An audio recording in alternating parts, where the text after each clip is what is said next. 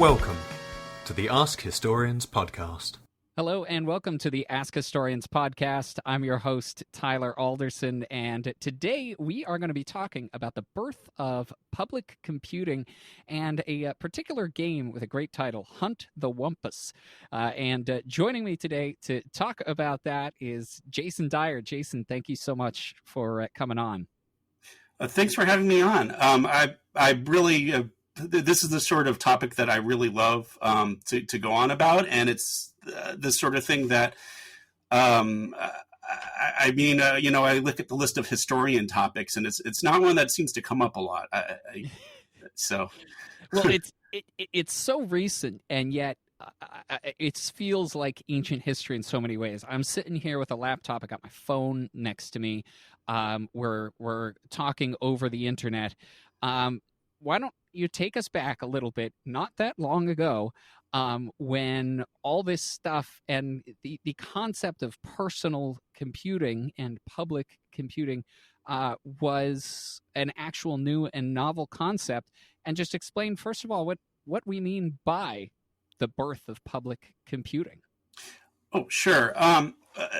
First, I actually have to go back a little bit further. I'm not going to go to the invention of computers. That's too far, but let's start with time sharing, because that's actually a good place to start. That was roughly in the 60s when that really got started. Computers, even in the 50s and the 60s, they had a CPU that was actually fast. It's kind of weird to think about that you have a fast computer from back then, but like for a lot of what somebody might be doing on a computer, the actual processing part was very fast. And where the slowdown was on a computer was trying to access everything. So I need to read these punch cards, or I'm waiting for the user to do something, or I need to read this bit of memory. All those sorts of things were really what was slowing things down. And there was all these slices of computer time that were lost by doing it that way. But really, the original model was it was one computer. You'd sit there. You might have a big old stack of punch cards that you read in, and it would just kind of sequentially do everything. That there was no way, even if it wasn't for the expensive computers and the fact they were only at big institutions or big universities, that people could feasibly jump in and use a computer in a way that we might think of now. But what got developed was because of these lost slices, they realized that you could just sort of divvy up the chunks so that you have switching between a whole bunch of users using a computer at the same time. So you would have, okay, we're waiting for this user, so we're going to switch to the user 2. And user 2 has this instruction that they're going to do. Okay, great, now let's switch to the next user. And so that all this time that was normally lost on the computing was actually now, it was done in a way that it almost felt real time to the users. That even though it had these, you were actually sharing this same machine with maybe hundreds of people possibly, you actually you typed something in, you got a response. Now, quite often it was like a teletype, so we're not even talking about a monitor necessarily. It might be a printer that is reading back what you're typing. And you might not even be in the same place as the computer. Modems were developed in the 1950s, and what happened was you could have like a high school that would connect to university, and you would actually dial in the modem, and from your high school, you'd have your terminal, which you would send all those commands to, and you'd have all the responses like you would expect a normal computer to be. So it kind of felt like, in a way, that like personal computing at that point. But it wasn't really what I would call public computing yet, because, you had to be lucky enough to be affiliated with one of these high schools possibly, or a large business institution or a large government entity that could afford the maintenance and upkeep of one of these computers, which, we're talking many hundreds of thousands of dollars in terms of trying to upkeep these things. And in some cases, very, very large, depending on how much computing power we're talking about. So there's a gentleman named Bob Albrecht who was actually, in the 1960s, he was really trying to be an advocate for teaching computers in high schools. And he, when BASIC came out, I'm not going to dive too much into what BASIC is, but it's a programming language that was designed to be so much simpler than any of the currently existing ones. He actually made big buttons. And they read SHAF for Society to Help Abolish Fortran Teaching. Fortran was one of the other languages at the time. Because BASIC was this language that was really written like for average people that they could use a computer. And so he would give these seminars and he would actually tote around a giant PDP computer for showing, how this computing worked. But there still wasn't really a way, if you were just like an average person, so like there wasn't, unless you were really affiliated with one of these universities or, happened to have an in with high school or, you like broke into something, which actually did happen before. That's another story. But unless you were really canny, there wasn't really a way to get at computing as an average person. So one of the things Albrecht wanted to do was to make this publicly accessible, and so in 1972 he founded the People's Computing Company. It was in California, in Menlo Park. So we're talking the same area where all of the computer revolution type things eventually started. But at this point, it was really wide open spaces in terms of who had access and who did, and who was, this was also in the same time period. So especially 1968 to early 70s was very countercultural period. And when he founded the People's Computing Company, which wasn't really a company, this was sort of ironic. It was, how would you put it? It was meant to be almost sort of a stab at the companies controlling these things a little way. And on his newsletter, I'm just going to read the quote here. Computers are mostly used against people instead of for people, used to control people instead of to free them. Time to change all that. We need a People's Computer Company. That's what the first newsletter they came out with in October 1972. That's what they put on there. So that was sort of their manifesto of we're going to bring this new technology, which is going to help everybody. This is we're going to make it so it's open to everybody. So you had people bringing their children in, and there's pictures of kids at the People's Computing Company, and you could tell from some of the software that was written that it was really intended to reach back to any age group, any interest whatsoever. Somebody could just drop by, and there was a bunch of teletypes type compute, where it was hooked up to. This was time sharing, right? So it wasn't like there was a bunch of computers. It was hooked up to a single computer. And you could, as a member of the public, actually get to use a computer. And again, there were ways of doing that before, but this is where I think I would say is really first got to be very open. And we were really close to personal computers. 1975 is where you had the first practical personal computers, and there were even some earlier that are way past the focus of this podcast. But the 1975 is where we really had the actual, like, you could take a computer home. This was a point where time sharing was the way to go, so that you had this public access. And how well taken up was this public access? Was this something, obviously the dream is that anybody and everybody could come in, but was the reality that they actually got uptake? Yeah, I mean, it was actually quite popular, and they again, if you could go through all the newsletters, there are many pictures of where clearly they got members of the public in. They encouraged field trips from schools too. Hold on, let me find a quote here. Take them on a field trip to PCC by school bus, carpool, or bike brigade. So they were really pushing for the educational aspects of it too, on top of everything else. They were successful at what they were doing. And the PCC newsletter itself turned into a publication called Creative Computing. which itself was successful for, for well into the 1980s, early 1980s. So, they managed to be successful, I would say. I'm not sure what other metrics I can use to talk about it, but it was certainly a very communal, hackerly sort of feel to the environment. Now, what kinds of things we're eventually talking about computer games, but those are not really necessarily what this is being envisioned for, right? We're not quite at the level, certainly, that we are now, where computer games are absolutely massive. First of all, what is this public computing? What, when you sit down in front of that teletype, what would you actually be doing?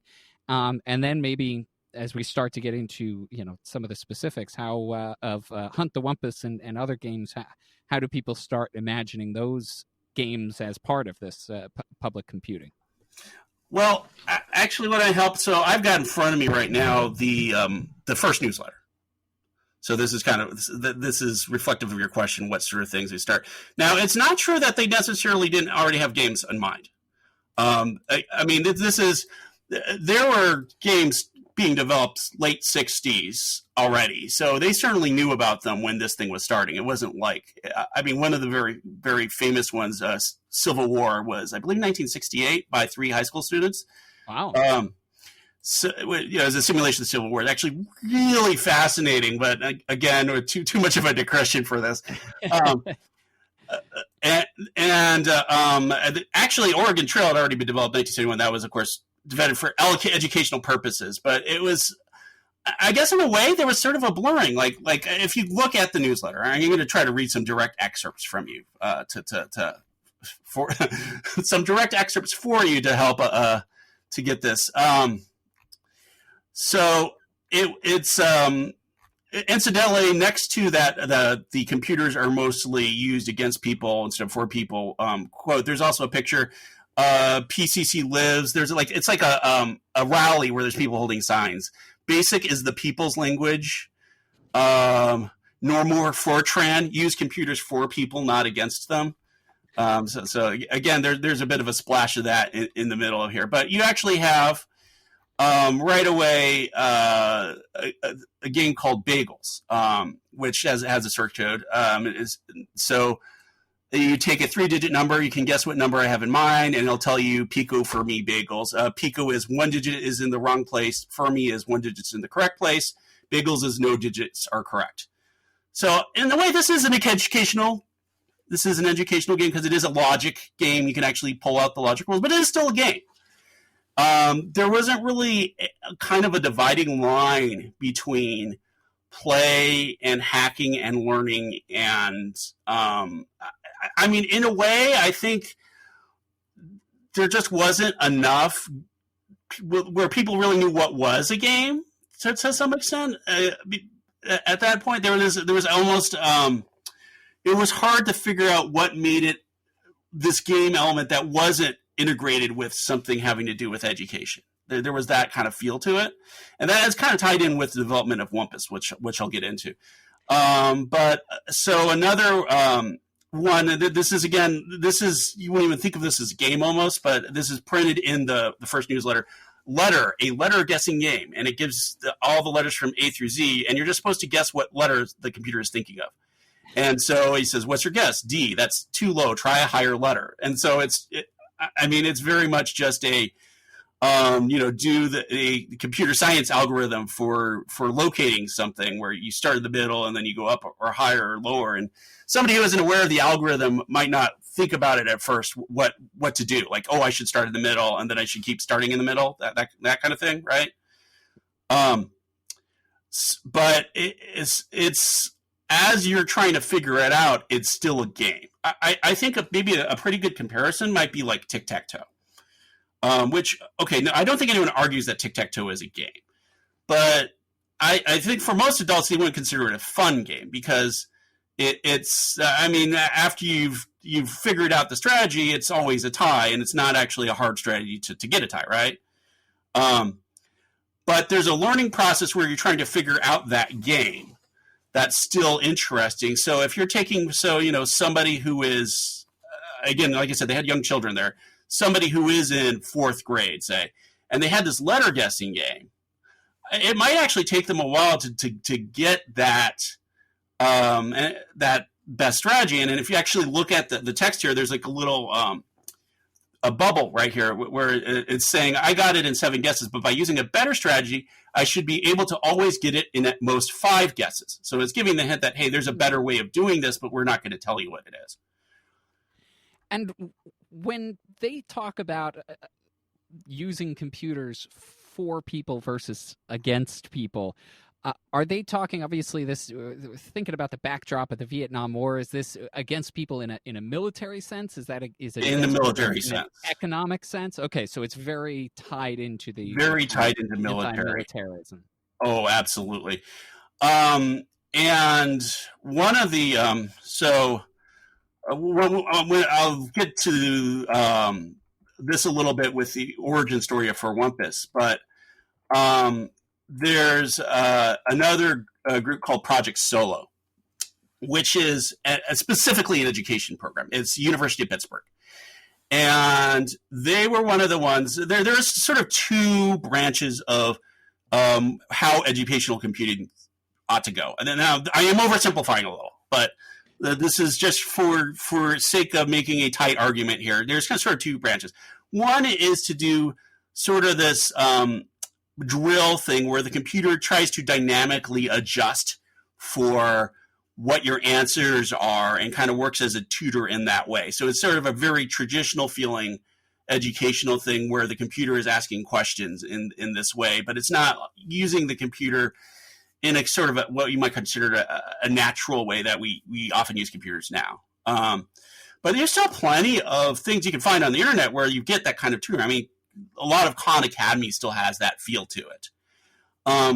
The second branch is more trying to create simulations. The program of Project Solo is meant to explore the potential of computers in the hands of high school teachers and students. That's a direct quote.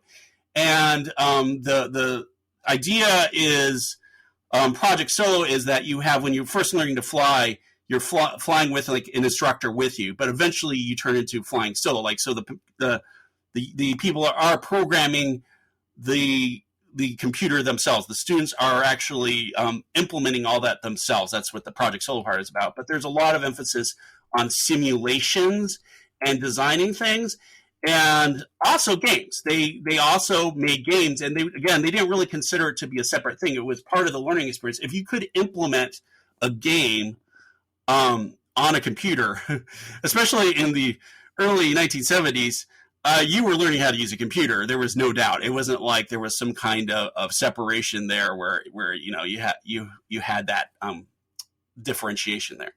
But in terms of the military complex things, that was actually part of the program. Like, you actually have one of the early newsletters for Project Solo, and I'm going to read a quote here too, because this is really crazy. Okay, so this is like the entire newsletter. This is number 4, was taken up by, this is October 1970, Dr. Richard Bellman. We are the citizens of a large and successful society. Consider, for example, the following statistics. We tolerate 500,000 serious auto accidents a year plus 60,000 fatalities. We support an $80 billion a year military establishment of our own, in addition to subsidizing those of Cambodia, Thailand, the Philippines, South Korea, South Vietnam, and North Vietnam, albeit involuntarily and indirectly, and others. And we can allocate $40 billion to a TV spectacular on the moon using a handheld camera. This is impressive evidence of success.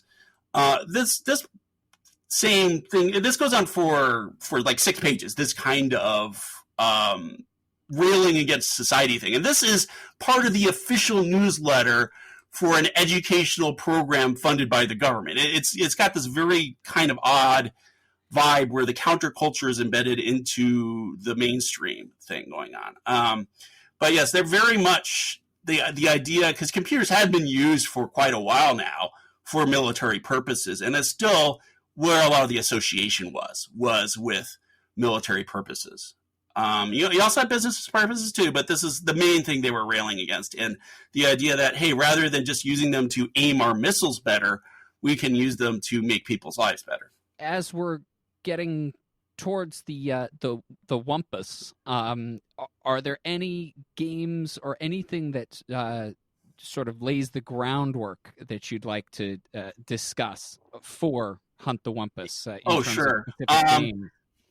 Yeah, that's a really good question. So going back to the Project Solo, they had one of their modules, module 0201. And we know this was linked together. This wasn't like this is an accidental coincidence, but they call it out in the PCC newsletter as, hey, this is pretty cool. And the next steps are based on this. So we know it was started with an educational thing. And all hide and seek is, this game called Hide and Seek, is just a coordinate game. It's using the positive coordinates of 0, to 10, and there's 4 players who are hidden in the grid, is how it gives it. Find the 4 players who are hidden in the 10 by 10 grid, and you're given 10 guesses. And when you make a guess, it tells you how close you are. So it's a Pythagorean theorems related game, and it's also got triangulation in it, and it really is. It's the sort of thing that you would give a math class for sure. And again, this is sort of where the educational / game line blurs. I mean, it still has this narrative to it. You're supposed to find these players that are hiding from you. So it's not just, exam where it's saying, given that this point is this distance from this point, where should this one be located? It really is trying to do that. And then it actually says, if after 10 tries you are unable to carry out this task, you may continue to be it, but the players will be permitted to move to new locations. So it actually, like, you're playing a game of it with these 4 players on this coordinate plane. So there's still sort of a game narrative to it. But this idea of looking for things on a grid, again, got picked up by the PCC. They liked this game that came from the Project Solo people. And they made some of their own games based on it. And they did explicitly say they were based on Project Solo Module 201. It was Mugwump was their first one. It was direct adaptation where they just changed the number of players to 1. So you're just looking for the Mugwump, which is 1. As far as what a Mugwump is, not actually sure.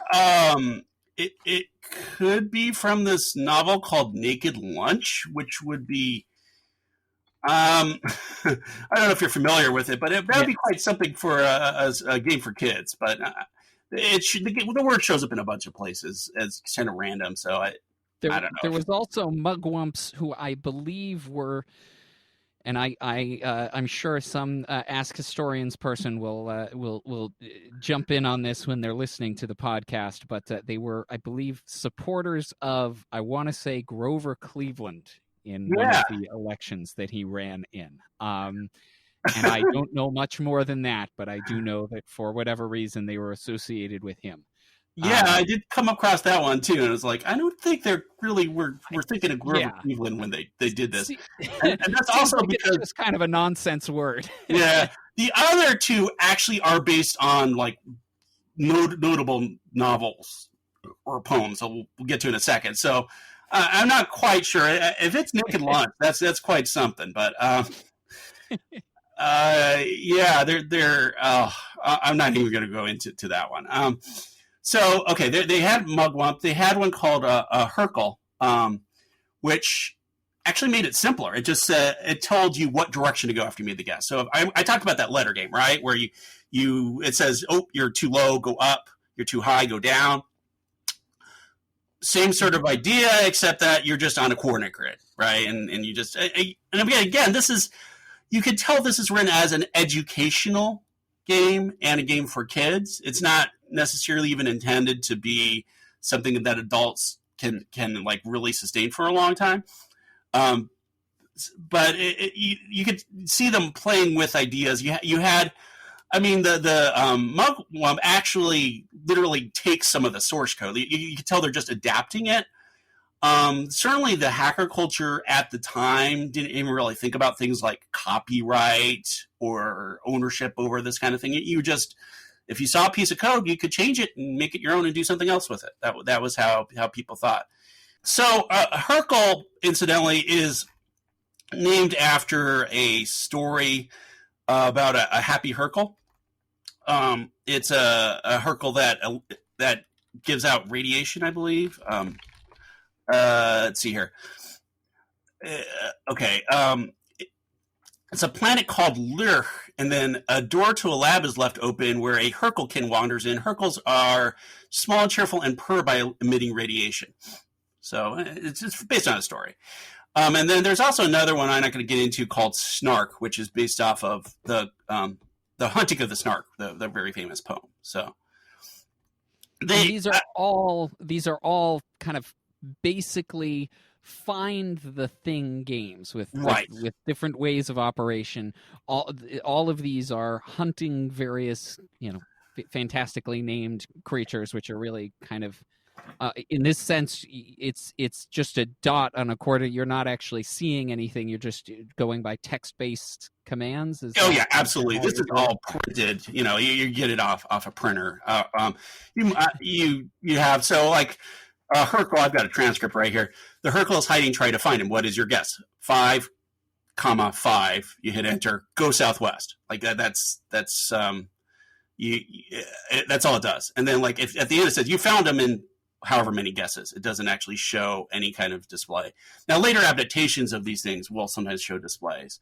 So Hunt the Wumpus has graphical versions, which got made later, and that's what actually the one people remember is one for the Texas Instruments computer, I believe had one. So you can make one graphics. It's just at this time period, no, that's not what they were doing with it at all. It was all text based.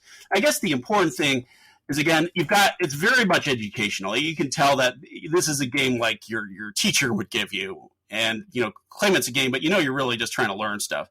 But on the other hand, they put the care into putting these characters in there, right? It really is. There's actually a drawing of a mugwump, which I'll toss in the notes, I guess, too, for whenever those go up.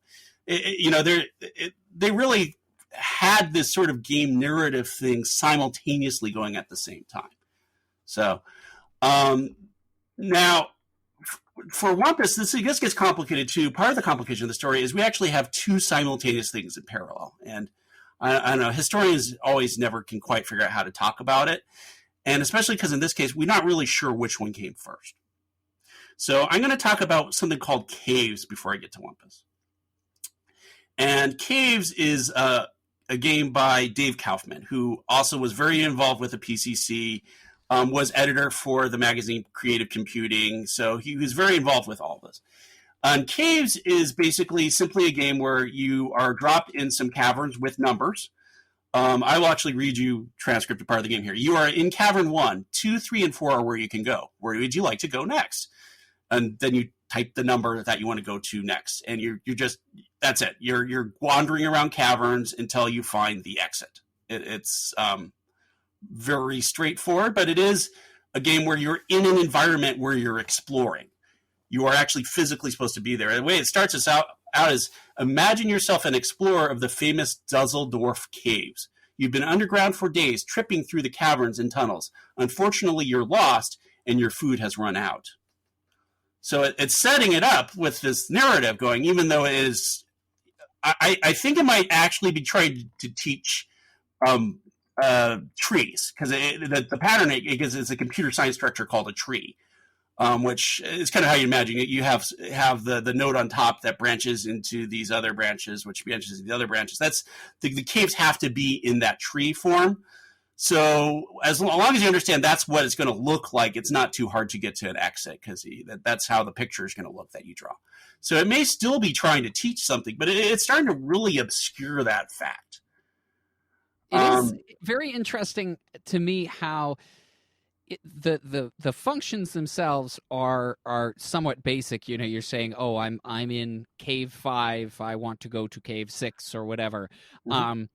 It's just, oh, I go to 6 or whatever, but they do create this very fantastical story around it that if I could imagine you actually sitting in front of the computer, all you're seeing, as you say, are the little printouts. But you've got this either fantastical creature with the mugwump, or you've got this idea of, oh, I'm stranded in a cave now. And you're starting to very slowly have that kind of world building that you hear about, so has become so big in computer games and video games now. Yeah. Yeah, this is kind of where they were first started thinking about it. Probably about the same month. So we're talking 1973. I don't want to get into the details of figuring out. This is not that kind of detailed podcast we need to, but probably like April, May. At the same time was the development of Wumpus. Now, Wumpus, first I need to get something out of the way. The person's name changed, and it changed twice. So his name at the time was Gregory Yob. And then sometime during the 1980s, he became a shaman, and he changed his name to Harara. His specific words were a neo-neuro-cyber shaman.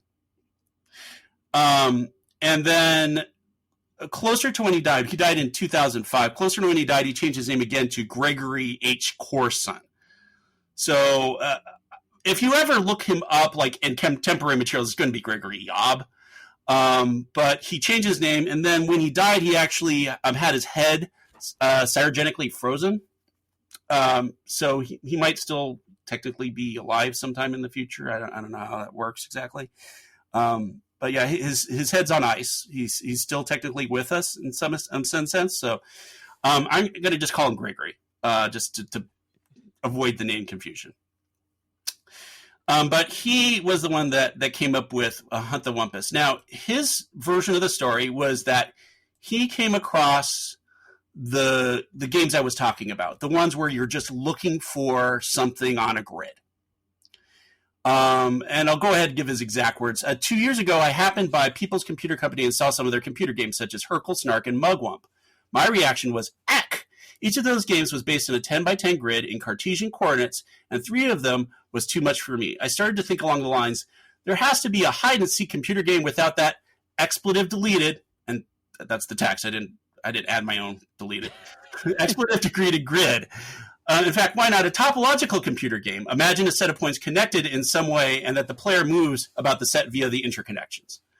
So, it almost sounds like from that text, he's inventing the idea of a modern computer environment right there. There are 2 bits that make that messy. One is Caves seems like it actually got developed at the same time and possibly before. Again, I don't want to get into the details. But the Gregory and Dave Kaufman knew each other, and part of the text that I used was edited by Dave Kaufman. So it's not like he was even upset about getting Caves out of the story. But this is actually a lot of where the idea of a computer environment that you could move around and you could backtrack to and that you could map out, that was really invented right here. As far as the game itself goes, based on the name Hunt the Wumpus, yes, there's a Wumpus. It never gets quite fully depicted. It's supposed to be a little bit of your imagination. It's based on a grid that's a squashed dodecahedron, which imagine like a pentagon inside another pentagon that's flipped over inside another pentagon, and then connect all those with lines. So, that's what the map is, and it's always the same map. But it spreads out, puts the Wumpus somewhere. It puts some hazards like these bats that can pick you up, some pits that you can fall in and die. And then it gives you a bow and arrow, and then you could shoot into adjacent rooms. So you shoot into adjacent rooms with the arrow, and you, if you shoot in the right room, then you hit the Wumpus. And the clever bit is like you get messages that tell you what's nearby, so you can kind of triangulate. You can smell, hey, there's a Wumpus in the room next to me, but I don't know which one. And you have to use a little bit of logic to realize which room I should be shooting in, or you can just try to guess too. That's also possible. Let me see here. I could try to find. Let me just read an exact transcript of part of it just to get the idea. Okay, I smell a Wumpus. You are in room 1. Tunnels lead to 258, and then it asks shoot or move, and I pick move. Where to? 5. Bats nearby. You are in room 5. Tunnels lead to 146. So It's depicting it, it's giving you what rooms you can go to. It's telling you what hazards might be nearby. And that's really the whole game. It's very simple. It's actually got very short source code, and it became very, very famous. It became famous enough that, Discord still uses Wumpus as its mascot. So if you've heard the name Wumpus and you don't know old games that much, it's probably where you've heard the name from. So this enough was enough to be a vivid start to what was a lot of computer games. Wumpus, incidentally, did show up in Zork. So that's another one of the big major influences. Again, it's kind of a span past a span to talk about, but especially the bats. I mentioned bats was one of the obstacles, and in very early versions of the Zork, it actually mentions that there's a bat that's a reject from Wumpus. So they were directly inspired by that game. So there's Crowther and Don Woods had this game called Adventure, which really was the start of adventure games and a lot of computing. Again, if you want to have me on for another podcast to talk about those guys, I can at some point. But even with that as an influence, Wumpus was still reaching up and being an influence there. And then one of the other modifications of Adventure actually included the Wumpus as one of the characters. You actually okay, let me just go into it, just in case anybody knows Adventure. There is a bridge that you wave a wand and a bridge appears. It's like a gap that magically you can make a bridge appear. And there's a Wumpus that the author put in the game that will start chasing you, and you can actually get so that you chase it so he's right behind you on the bridge. You wave the wand to cause the bridge to disappear again, and that causes the Wumpus to fall and die. So it actually repurposed the Wumpus from this very simplistic shooter move game to be inserted into this other game that's much more complicated adventure game. So it really, you can tell the hallmarks of Wumpus do show up later, even if it isn't just kind of inventing the idea of moving in around environments. So, and is the kind of the important thing, I guess, about Wumpus, not to boil it down to a specific thing, but is it that complexity in the gaming environment? I mean, where before you're just, okay, here is one point, you find the point, and there you go, or you find the mugwump and there you go. This, you have multiple actions you can take, you have multiple maybe a slightly more complicated grid that you can go in. Is that the big invention or innovation with Wumpus? Right. Yeah. I guess it's kind of a combination of things. I mean, you could have there are games that are set on grids that are perfectly good games. It's just based on what they were dealing with in terms of complexity they could have. I mean, all you could do is just move or shoot. In Wumpus, that particular was something that could be easily changed within the medium that they had to make a really interesting complexity to it, I guess. But also, and again, it wasn't really just a find. It wasn't no longer, I say, stuck to its educational roots. And by educational roots, we go back to the letter guessing. You just pick the letter that's in the middle every time, and then you can find it in the optimal number of moves. It's not like that. There is an optimal way to play on Wumpus. There's a way that you play that, unless you get very unlucky, you're going to win every time. But it still feels much more, when you're actually trying, and I really encourage people to play the game. I can talk about it all I want to, but I really encourage people to actually play it. There's a distinct feeling of mastering a game as opposed to just learning some educational topic, I guess. So it kind of hits the level of complexity, which is hard to describe. And it really is genuinely fun. I mean, certainly when I was first playing it, when I was first figuring out, I was having fun trying to do it. Now, when you wanted to play, the Wumpus, Hunt the Wumpus, or any of these games, you would have the source code that was available to you. You would then go to your local, however you get your computing, and you would input the source code, and then you would sit down and you would play it. Yeah, that was kind of. I mean, it depends on your circumstance. If you're actually at the PCC, they do have it stored. They have things where you can store a program. It's not you have to type it every single time. But yes, they would print these newsletters had source code in them where you would type the game. So you can find the source code for Hunt the Wumpus in, let's see here, which episode is Hunt the Wumpus? I mean, not episode, which issue is Hunt the Wumpus? I'm not sure off the top of my head. November 1973 is when they actually printed the source code for Hunt the Wumpus. And so somebody who had that newsletter had no affiliation with that computering group whatsoever. They could just go on some other random computer and type it. And it was short enough that once you started to get the Altairs and the Commodore PETs and the Apple IIs, I mean, it was very simple, and you could type it into those too. And it showed up eventually in one of David All's collections. David All was somebody who printed game. Let me see here, 101 basic computer games, I believe. I knew this off the top of my head, so yes, 101 basic computer games.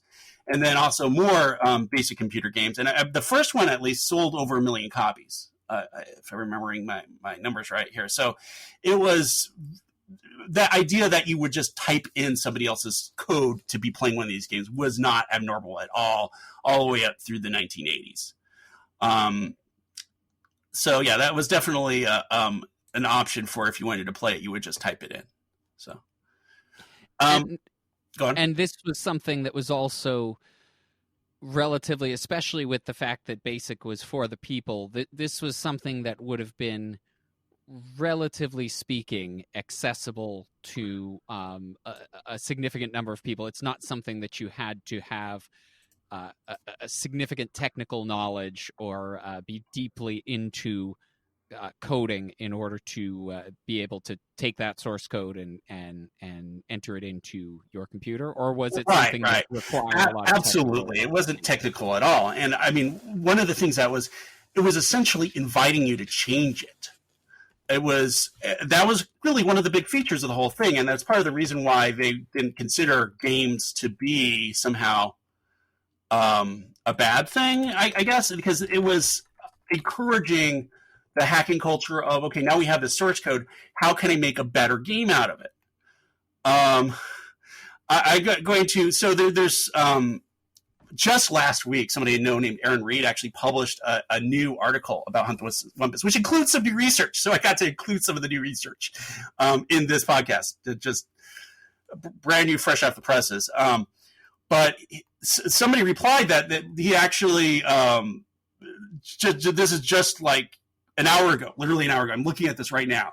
Is that when they first played it, that they modified the source code by making it so that if you ran out of arrows, you could use your bare hands. And this was their first real computer project, is what they said.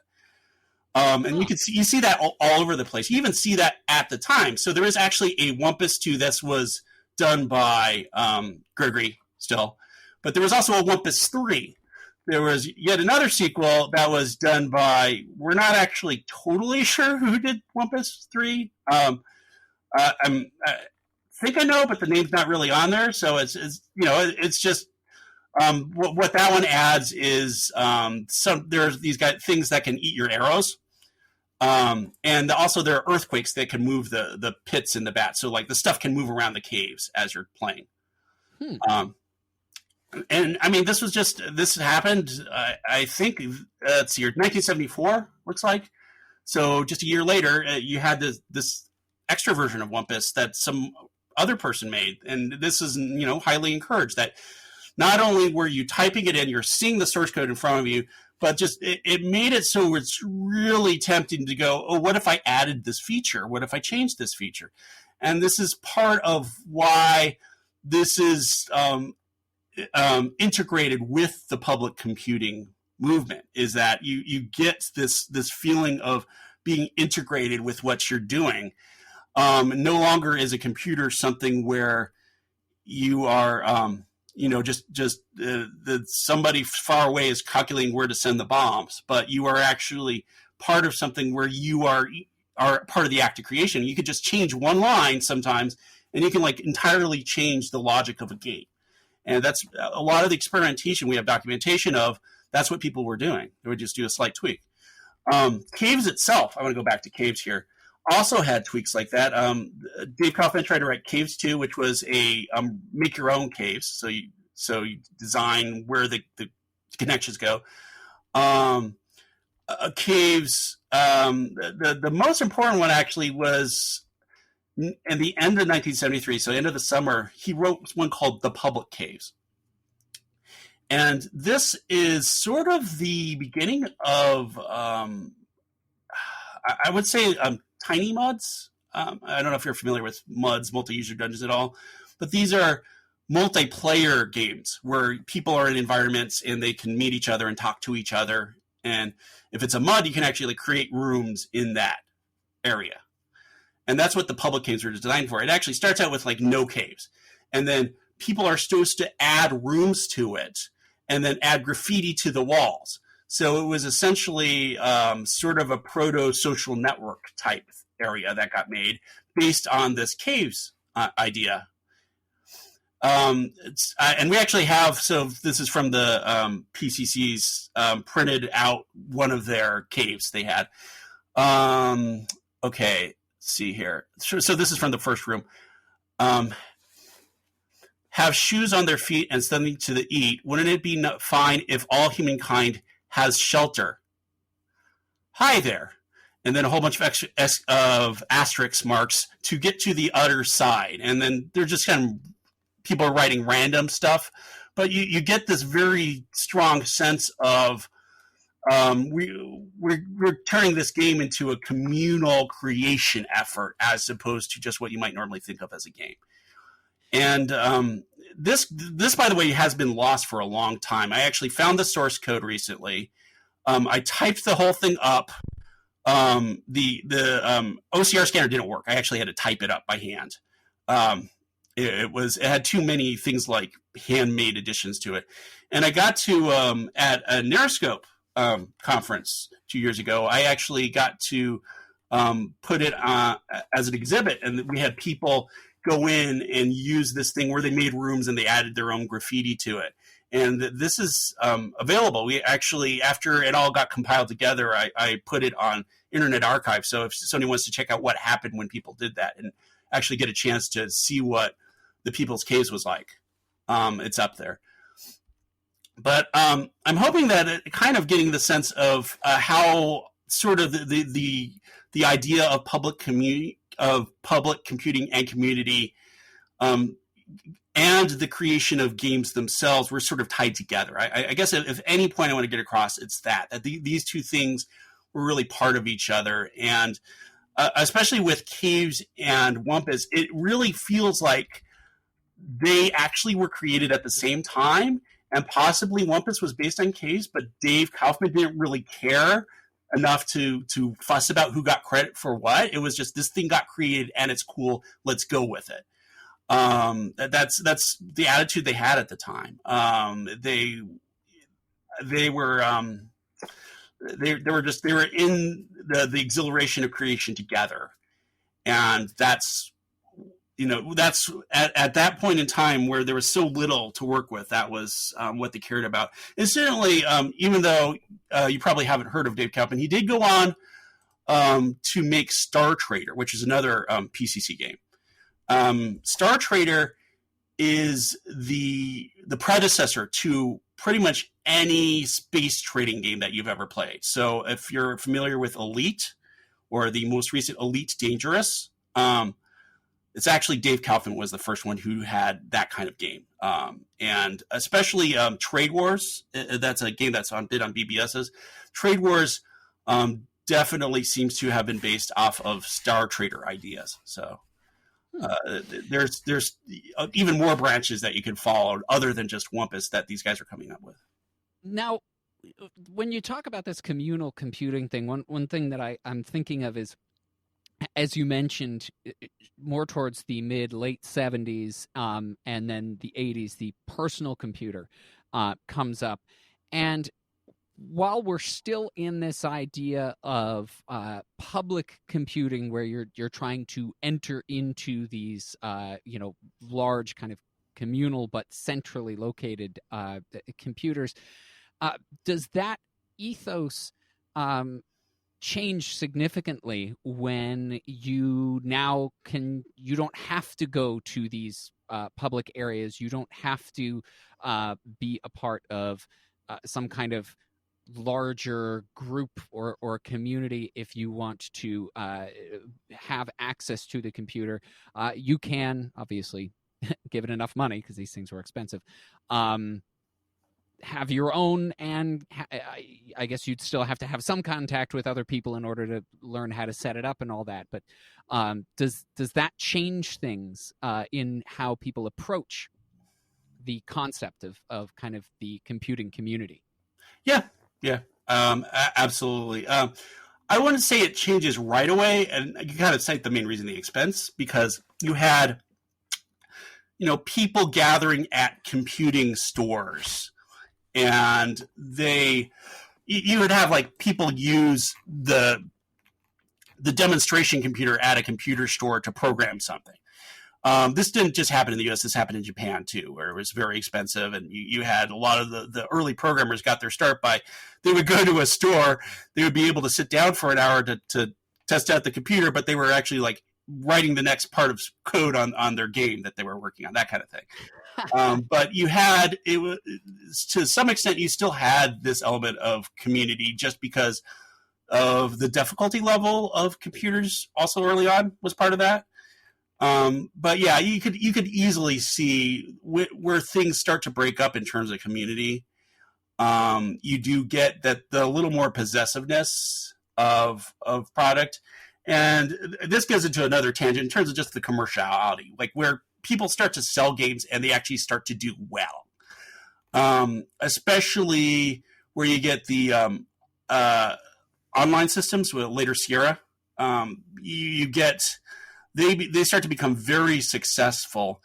And a lot of what Ken Williams did was negotiate with retailers in such a way that they were being more exclusive about product. So there was a time period where you could just toss your game into a Ziploc bag. And this did last until 81 or so. You could toss your game into a Ziploc bag, give it to some store, and then sell them that way. You could do that. It wasn't necessarily widely distributed or a lot of money in that. And so when there started to get to be a lot more money in this is where you start to get people a little more protective of copyright too. You get the there's a lot of elements that go into it, but I certainly would say the fact that you didn't have to be in a group environment to use a computer anymore did start to degrade things a little bit. But I mean, not completely. It's not like the hacker ethos ever really went away, and you certainly have, especially carrying up to the open source movement, you still have that really, you can trace directly all the way back to the 70s. The idea that you're making this thing collaboratively in a community is really part of the same thing. So a lot of the open source software is still following the same track. So it's not like it ever really went away. There was sort of a splintering going on where it's not like you had to be part of this community to even use a computer. It was more, this was one track that you could follow, and there were other people on other tracks. And, some people that they stayed in public domain software, that's kind of what they did. And there's some people that they went commercial, and that's what they did. And you get more opportunities for more different directions that people can go. And Kaufman and Gregory and these people, they didn't just not mind that other people were taking their games and doing whatever with them. They were encouraging them? I mean, this was like here, this is what I did, have at it? Or I would say there was a lot of encouragement from them in particular to do that.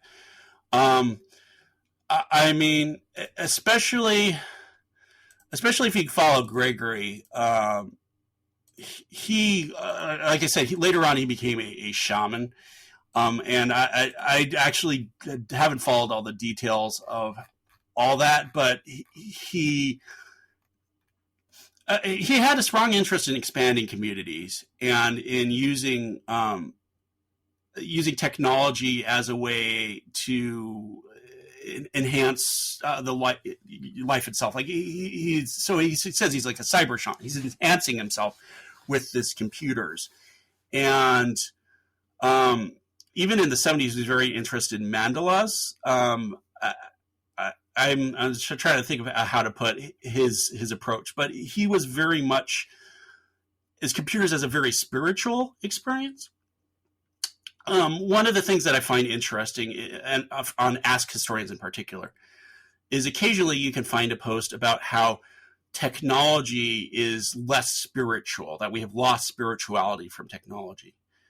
But there are people that sort of did the opposite. Like Gregory, really, technology itself is what made him become a spiritual person. And that was kind of the route he took. It was trying to help with people's spirituality with computers. You do have people that are a little more possessive of what they made. Like even when you get to adventure, this is actually very recent research. I only found this out like a couple weeks ago. Don Woods did actually inquire as to the possibility of a commercial release. And because it was written at a university, it just was too tangled up with legal things to really have a commercial product. It did eventually get published commercially by Software Toolworks in something called Golden Oldies Volume 1. And that was the only time Crowther & Woods got paid for adventure. Otherwise, it was just this free thing that had a gajillion modifications. There's a massive family tree of modifications of adventure in particular that it's still growing. You still find people making new versions of this thing. Wumpus didn't quite have as much of a reach. People, they would encourage modifications, that sort of thing. And there's certainly a lot of versions of Wumpus still too. Don't get me wrong. But all of these things from that time period, even if somebody wasn't totally buying into having that happen, that's what happened is people would pick it up and they would make their own thing with it. It's such a fascinating, kind of the more things change, the more things stay the same. And I do wonder, when we're looking at the computing environment today, what aspects of you've noted that Wumpus itself has had, for example, I think you mentioned on Discord and elsewhere, has had an effect simply because people might have known it, might have used it as a name or as the term itself. But this ethos, how has that, or the actual game itself, or the concepts that the game was a part of, how has that influenced the computing world even today, or has most of that, just simply it's been too long and it's too different? An environment where somebody is placed in a first person perspective, like they're actually inside a maze or caves or something like that.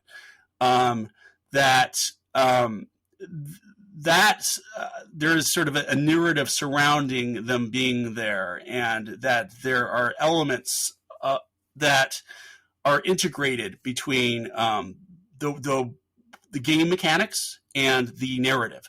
So you have the bats in the game pick you up randomly and drop you somewhere else. So if you actually enter a room with the bats, they do that. Now, that is not just a game mechanic element, but it's also a narrative element. So that idea of this co-joining of narrative and game elements is still definitely, that's not escapable at all. That's something that is always going to be with us. Now, I can't say it was necessarily invented at the time, and you even had board games and that kind of thing where game mechanics, narrative mechanics, especially starting in the 1970s, where you had this kind of co-joining going on.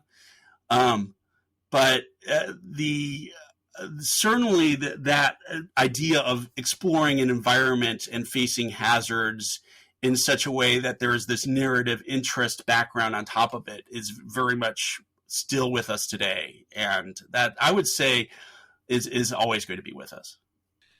So if people are interested in learning more about this stuff, because this is definitely something that I was very unaware of, and has a lot of interesting, I guess, caves and paths to go down, much like the games themselves, where can they find out more about this stuff?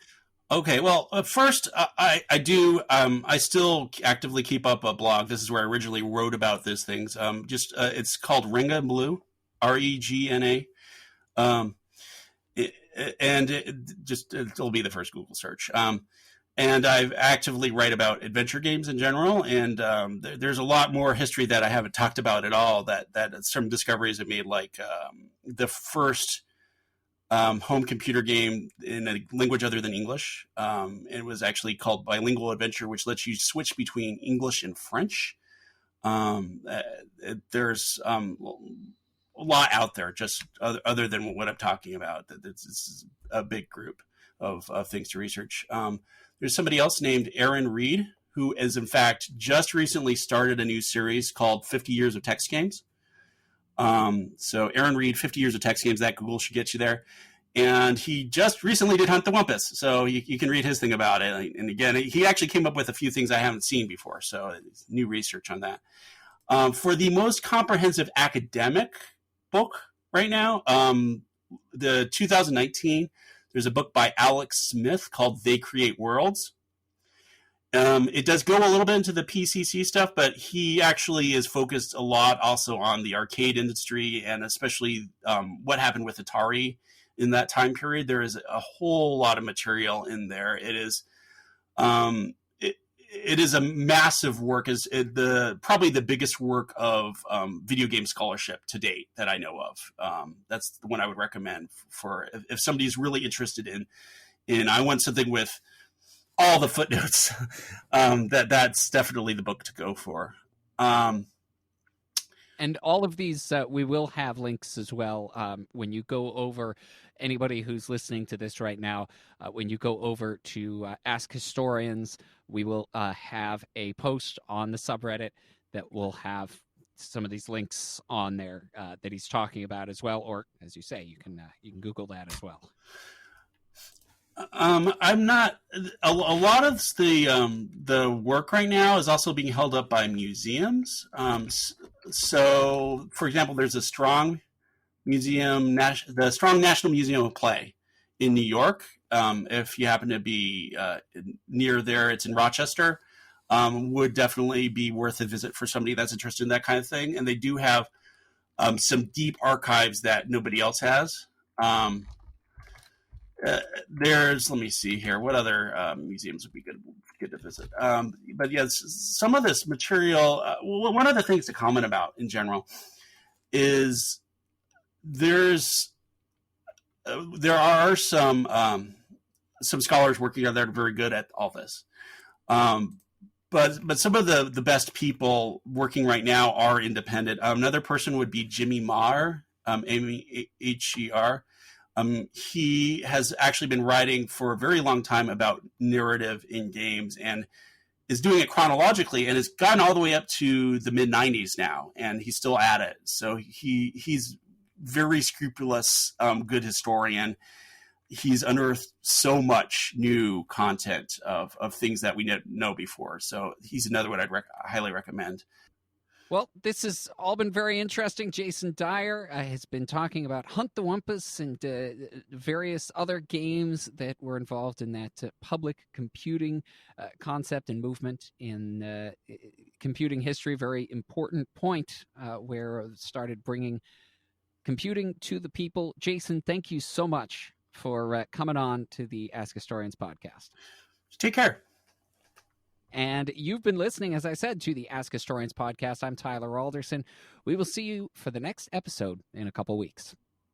You've been listening to the Ask Historians podcast. Please support us at patreon.com/askhistorians.